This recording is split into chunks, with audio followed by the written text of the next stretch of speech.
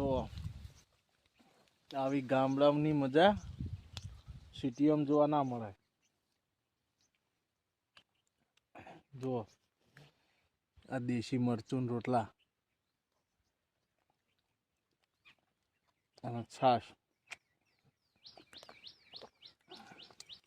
અને ખેતરમાં ખાવાનું જેવી મજા આવે તો ગામડાવાળાને ખબર જ હશે. શું કેવું? અને એસી ને તો ટક્કર મારી નાખે એવો તો વાયરો જ હાલો.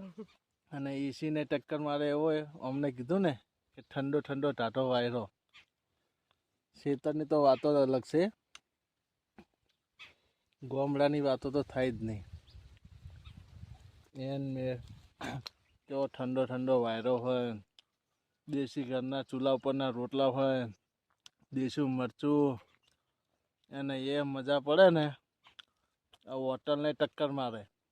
શું કેવું?